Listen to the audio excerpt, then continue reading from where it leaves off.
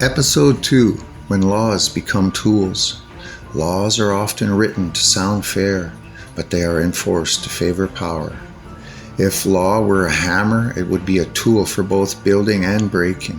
On paper, laws promise protection, equality, and justice. In practice, they often do the opposite, serving the interests of those with the influence, wealth, or connections to shape them. Understanding this duality is essential. Laws are not just neutral commands, they are instruments of power. Consider the war on drugs. Across decades, legislation has criminalized certain substances and behaviors. The stated goal: public safety, health, and morality. But who actually benefits from these laws? In many countries, enforcement disproportionately targets marginalized communities while ignoring white-collar offenses or corporate violations. This isn't random. It's the result of political choices, lobbying, and structural bias. Laws, in this case, are tools wielded unevenly. The same principle applies to taxation, corporate regulation, and even intellectual property. A law that seems technical or neutral, such as a tax loophole or patent extension, can translate into billions for corporations, while average citizens see little benefit. In some cases, these laws are drafted by the very industries they regulate. This is not conspiracy, it's structural. Law is a negotiation of influence disguised as a neutral framework. Even more subtle is the way laws can be interpreted. Courts, judges, and bureaucracies act as gatekeepers. Two identical statutes can lead to radically different outcomes depending on context, precedent, or political climate. A regulation that seems protective can become a weapon if selectively enforced. Historical examples abound.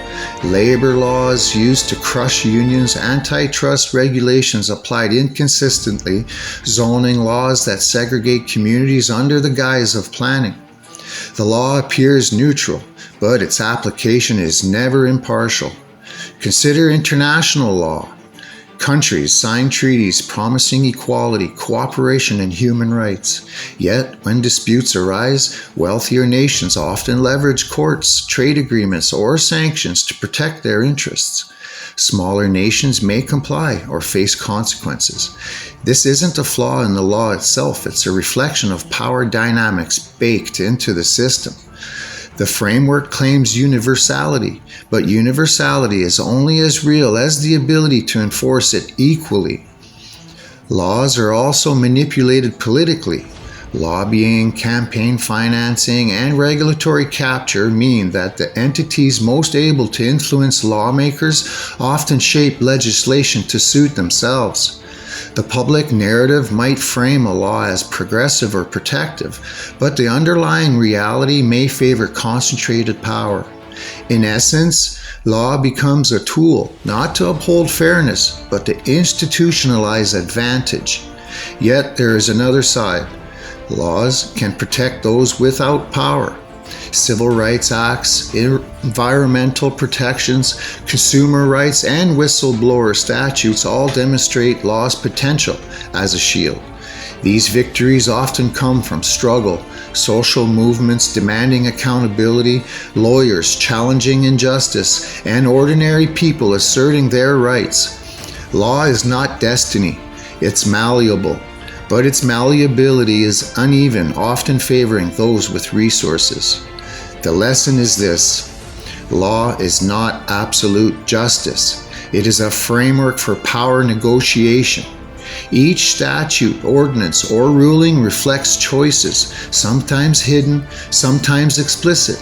Recognizing this allows citizens to read beyond the surface, to see laws not as neutral commands, but as living instruments that can protect or exploit. In everyday life, this duality is clear. Employment law gives workers rights, but loopholes and underfunded enforcements can render them meaningless. Tax codes aim for fairness, yet corporations structure themselves to avoid them. Criminal statutes promise public safety, yet they disproportionately punish those least able to defend themselves. Every law carries both shield and spear. Reflecting on this, One question arises: are laws meant to serve the people, or do people serve the laws, and by extension, those who shape them? This tension is at the heart of our modern legal landscape. Understanding it is the first step to navigating it consciously, challenging abuses, and reclaiming agency. In the next episode, we'll escalate the view from individual laws to entire nations. We'll examine how countries like corporations organize laws, policies, and citizens to maximize profit, power, and influence. We'll start to see the bigger picture, how legal frameworks turn populations into commodities, and how sovereignty sometimes resembles corporate strategy.